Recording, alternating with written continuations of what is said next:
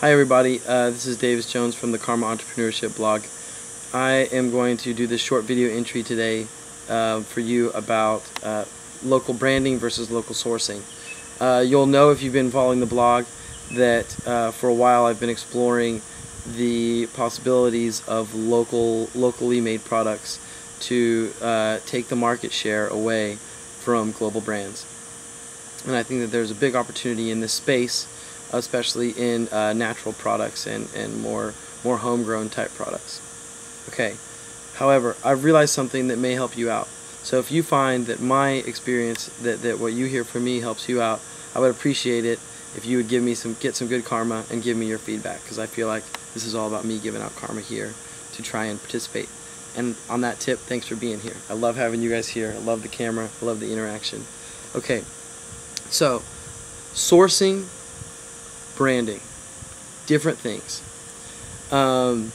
What I'm seeing here for entrepreneurs looking to get into local trading companies and local, especially in my particular experience, local food companies here in Austin. Maybe you're an Austin area food entrepreneur of some kind. This would be good for you to check out. All right, I think this might help you. Locally sourced products are products that are made from things in the near Austin, in my case, near the community that you're operating in.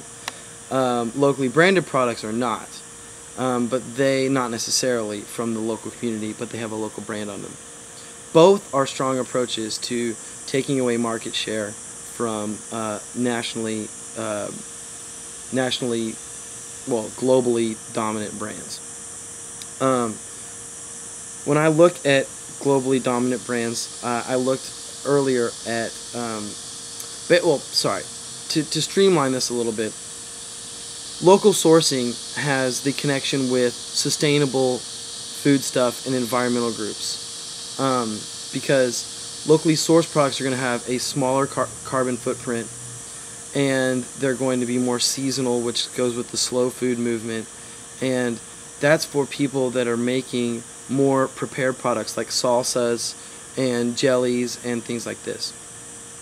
Okay, however, those products are really not going to fill the mass market needs of our communities, because you can't live on jellies, you can't live on salsas, you can't live on hummus. You need basic ingredients for life. You need like vegetables, we need flour, we need olive oil, we need water. Sometimes we need like vitamin water and things like that. So the thing here is that to make money in this space as an entrepreneur, and for me as an entrepreneur as well, it seems to me that the margins on food products are really small. And when I've talked to all of the business mentors that I have around me, that I've been in touch with over the course of a few years, when you have a small margin, that means you have to have big volume to make any kind of money. So we need to sell, in my case, we need to sell lots of products. We can't sell in volume. We need to sell volume of products versus small amounts of highly marked up products, because nobody's going to buy a highly marked up product just because there's a local brand on it. So in the space for making good money, we need to source products as best as we can for the consumers, and then put our local brand on it and participate in the community with our local brand, which will help us gain market share versus the global brands. The easiest way to do this, in my opinion, is to look at products that are relatively easy to replicate and are still in supermarkets as a global brand. A good example of this is, like yesterday I saw Parmesan cheese, grated Parmesan cheese. Even in Austin's most groovy grocery store, Wheatsville Co-op, they're still selling Kraft Parmesan cheese. But it seems to me, if you got a bunch of Parmesan cheese and grated it up, you could take that space by participating in the community, giving back to the local food shelters, doing local advertising, getting the word out, getting out into the community.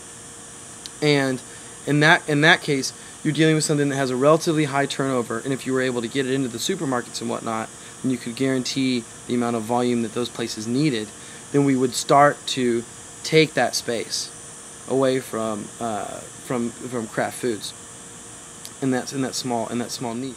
However, this is going to appeal more towards local economic groups, not environmental groups. That's what I was thinking, because you don't really, at least in my case, we won't have the advantage of having the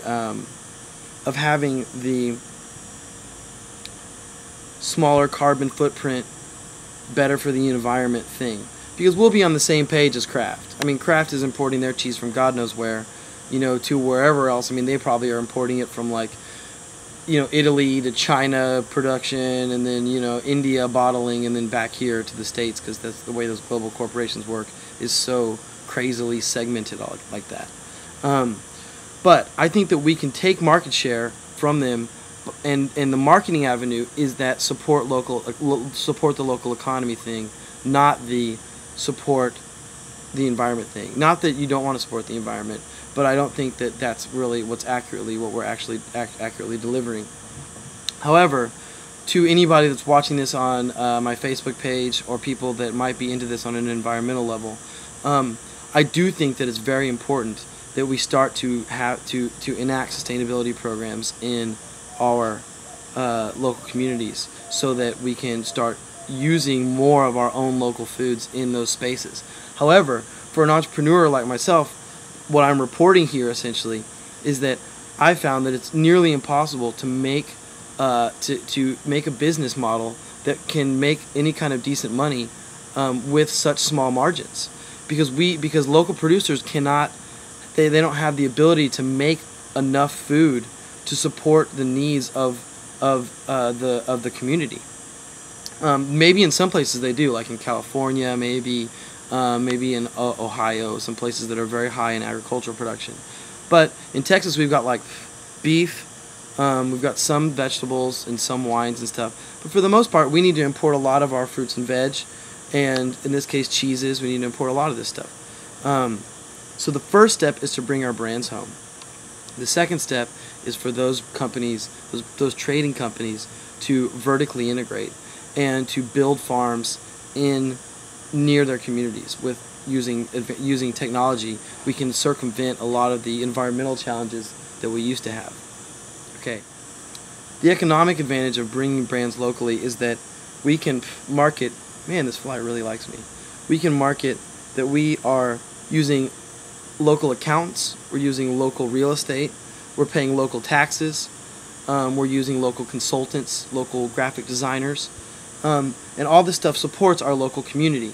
And even though we're not doing something sustainable, we're not doing something on the sustainability movement, we're not tapping into that movement because we're not pulling from local farms, we are doing something to make an impact on the Austin area economy. And then if we can start proving the sales, if we can prove that these local trading companies, have the ability to sell in big volumes, then all of a sudden it starts to make sense to bring the farming and sourcing more locally. So that's my defense of why a local branding company is a great move right now for Austin, to take away some of the market share from multinational corporations who, in my opinion, are using smoke and mirrors in branding and a lot of these sort of subversive advertising techniques to take advantage of the American population, or a lot of people in the American population. But more importantly, I want to know what you think, because especially if you're in Austin, I want to know if you would buy a locally branded olive oil versus a traditional brand like Bertolli or something. And if you're not in Austin and you're watching this on the Karma Entrepreneurs blog, please tell me if you agree or disagree, because I would love to hear your thoughts and hear what you have to say about this. And if you can contribute, I would really appreciate it. I hope you got something good from this video, and I hope you have a good day.